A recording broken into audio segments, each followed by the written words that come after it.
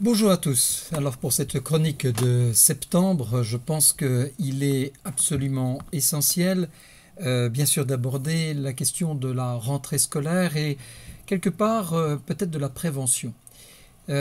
Suite aux 3 derniers mois qui m'ont donné l'occasion de rencontrer un très grand nombre de jeunes de tout âge confondus, de 7 à, je dirais, jusqu'à 30 ans, et donc vous voyez, la marge est assez large, mais également, je dirais, issus de milieux, de classes sociales et même de nationalités très différentes. Il y a un point commun actuellement qui frappe notre jeunesse et qui est à souligner, à dénoncer, et je ne me fatiguerai pas à le dénoncer. Il s'agit de l'impact de la pornographie sur notre jeunesse. Je suis très très impressionné, mais également désolé de voir notamment des jeunes de 11 ans, de 10 ans et même de 8 ans qui sont déjà entre eux à parler et à échanger sur des sujets pornographiques, sur un vocabulaire qui est de cet ordre-là, et donc obscène, avec une triste culture et un triste habitus. Nous avons une addiction absolument effroyable, et cela frappe toutes les classes sociales. En tant que directeur de centre de vacances, en tant qu'ancien chef d'établissement scolaire, mais en tant aussi qu'éducateur, je réalise que nous sommes près de 85 à 90% de notre jeunesse en France qui est frappée par ce fléau, et cela est dû déjà à cet engin. C'est une catastrophe, c'est un drame.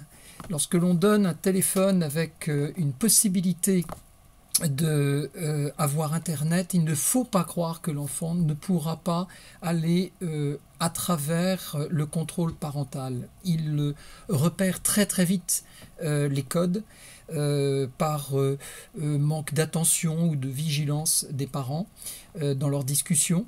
Et on se retrouve avec des enfants de tout milieu, de toutes conditions sociales, qui se retrouvent face à quelque chose qui n'aurait pas été cherché d'eux-mêmes. Et la pornographie entre dans la vie des jeunes, entre et détruit un grand nombre d'enfants et d'adolescents.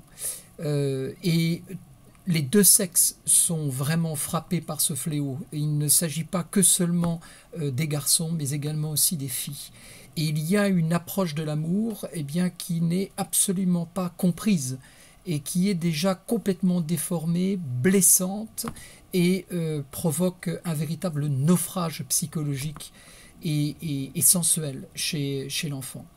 Alors, nous faisons, et nous avons raison, une immense guerre de façon à être vigilants et préventifs par rapport aux gestes pédophiles, mais nous devrions être aussi vigilants et aussi, je dirais, combatifs contre ce fléau de la pornographie qui entre insigneusement dans nos foyers et dans la vie personnelle de nos propres enfants. Voilà.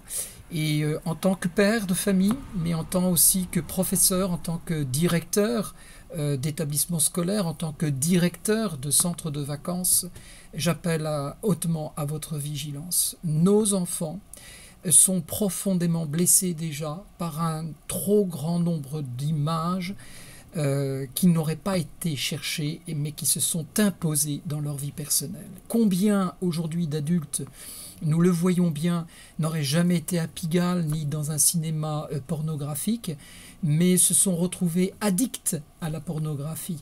Eh bien, ce sont nos enfants actuellement qui sont frappés par ce fléau. Et je consacre cette chronique pour ce premier dimanche de septembre, dans le cadre de la rentrée scolaire, pour appeler à la haute vigilance les parents. La première des préventions, ne donnez pas votre téléphone, un téléphone portable, de manière trop prématurée à votre enfant. Un téléphone touche est largement suffisant pour la sécurité de votre enfant. Et bien évidemment, restez vigilants et aux aguets. Vos enfants nos enfants peuvent être blessés dès leur très jeune âge. J'en ai eu la triste expérience durant ces 3 derniers mois où j'ai dû vraiment régler des vrais soucis sur ce domaine. Et je voudrais enfin terminer par vous dire que lorsque nous achetons des bandes dessinées à nos enfants qui vont au-delà du Tintin ou du Gaston Lagaffe ou d'Astérix et Obélix, eh bien, il y a de grandes chances de se retrouver avec un vocabulaire, mais également aussi avec ce que l'on appelle des images, des dessins complètement orduriers. Je me suis retrouvé devant des parents qui, au dernier moment, avaient acheté une bande dessinée à leur enfant avant de partir en vacances, et je leur ai envoyé les photos des 4 premières pages de la bande dessinée. C'était obscène. Et ces enfants ont partagé avec d'autres enfants. Et donc vous voyez, par la bande dessinée, par le téléphone portable, eh bien, nos enfants sont atteints par ce fléau qu'est la pornographie. Donc préservons nos enfants. Pourquoi? Pour qu'ils soient initiés au véritable amour et au respect du corps, de son propre corps et du corps de l'autre. Il en va de l'éducation de notre peuple.